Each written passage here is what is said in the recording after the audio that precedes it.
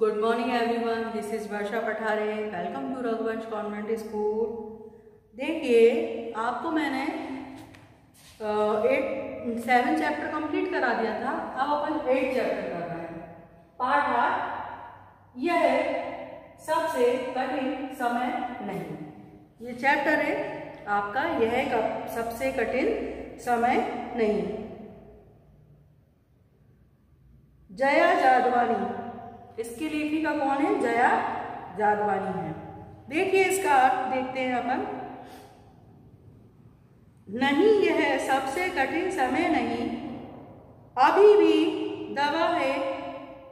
दबा है चिड़िया की चोंच में तिनका, और वह उड़ने की तैयारी में है। अभी भी झरती हुई पत्तियां थामने को बैठे हैं हाथ एक। देखिए, अभी जो समय है, यह समय जो है कठिनाइयों से भरा हुआ है। हमारे जीवन में बहुत सारी समस्याओं से भर गई हैं। हमारे जीवन में बहुत समस्याएं हैं, पर अभी ऐसा समय नहीं आया है कि हम उन कठिनाइयों का सामना नहीं कर पाए, अर्थात हार कर बैठ जाए। ऐसा समय अभी नहीं आया है।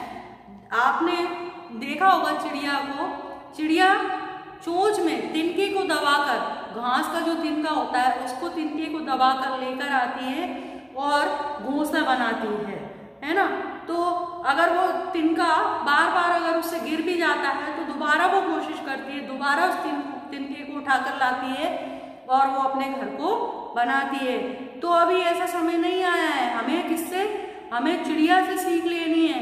हमें पेड़ पौधे, जो पेड़ों में फल लगते हैं और फल क्या होता है? फल लगते हैं, पेड़ों में पत्तियां लगती हैं, और वो पत्तियां क्या होती हैं? हवा का जब झोंका आता है, हवा चलती है जोर से, तो वो पत्तियां झड़ जाती हैं। झड़ती है कि नहीं? पत्तियां पेड़ में से टूटकर झड़ जाती हैं और नीचे पत्तियों को ऐसा लगता है कि हम नीचे गिरने वाले होते हैं, परंतु वहीं पर एक ऐसा हाथ आता है जो पत्तियों को हाथों में झेल लेता है ना, पत्तियों को नीचे नहीं गिरने देता। उसी प्रकार अगर हम निराशावादी जीवन जी रहे हैं, हमें निराशा भर गई है, तो हमें उठाने के लिए, ऊपर उठाने के लिए, हमें समझाने के लिए, हमें अपने कष्टों से निकालने के लिए कोई एक हाथ उठेगा और हमें भी वो सहारा देगा। जिस प्रकार से पत्ते को सहारा देकर हाथ में ही झेल लिया जाता है, वो पत्ता नीचे नहीं गिर पाता, उसी प्रकार से हमें भी कोई सहारा देगा और हमें अपने कष्टों से निकाल लेगा। ठीक है, आया समझ में? देखिए, अभी भी एक रेलगाड़ी जाती गंतव्य तक। अभी भी रेलगाड़ियों को देखा होगा। गंतव्य माने अपने वो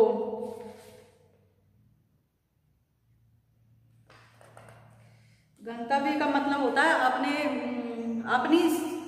अपने स्थान पर, जहां पर उनको जाना है, उस स्थान तक वो रेलगाड़ियां हैं जो अपने वो जा रही हैं, अभी भी जा रही हैं।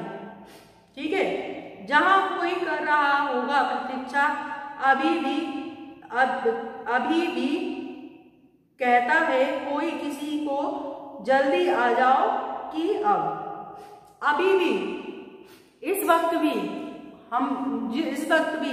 जब हम इतनी कठिन समस्याओं में, इतने में फंसे हुए हैं, उस वक्त भी ऐसा नहीं है। हमें अपने सुनिश्चित स्थान पर पहुंचाने के लिए, मान लो सारी ट्रेनें बंद हो गई, सारी रेलें बंद हो गई, पर एक रेल अभी भी स्टेशन पर खड़ी हुई है जो हमें अपने स्थान पर, अपनी जगह पर पहुंचा देगी, और वहां अभी हमारा कोई इंतजार कर रहा होगा। ठीक है, उस कथा आगे देखिए, सूरज डूबने का वक्त हो गया अभी कहा जाता है। अब क्या है? सूरज डूबने का वक्त हो गया है, सूरज डूब रहा है। उस कथा का आखिरी हिस्सा जो बूढ़ी नानी, अब क्या है देखिए, सूरज डूब रहा है, सूरज डूबता जा रहा है और कोई हमारा इंतजार कर रहा है। अभी भी कोई सूरज डूबने पर भी कोई हमारा इंतजार कर रहा है, हमारा रास्ता निहार रहा है। देखिए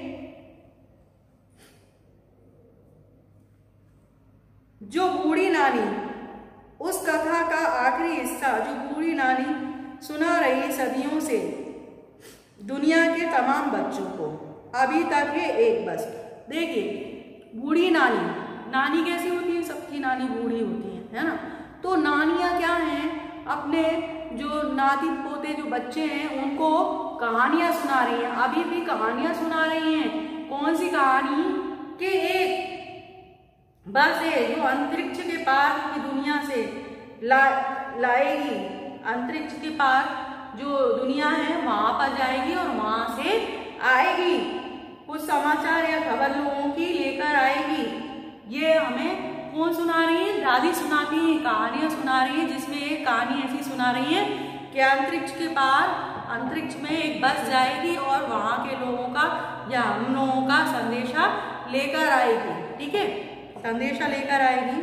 नहीं, ये सबसे कठिन समय नहीं, इसीलिए कह रहे हैं कि ये इतना कठिन समय नहीं है जिसका आप सामना नहीं कर पा रहे। ऐसा समय नहीं आया, इतनी कठिनाइयां नहीं आ रही हैं, इसीलिए हमें इस समय का सामना करना है, इस समय से जूझना है और हमें अपने आप को और आसपास के और लोगों को अपने इस समय से, इस जो मुसीबतें आ रही हैं उन कष्टों से बाहर निकालना है। ठीक है, तो ये चैप्टर आपको समझ में आ गया होगा। इसका अर्थ सिंपल है, जो लिखा है उसी प्रकार से उसका अर्थ है, ज़्यादा टफ नहीं है। तो एक आध दफे अगर देखोगे तो बहुत अच्छे से आपको समझ में आ जाएगा। Okay, thanks for watching video, stay home, stay safe.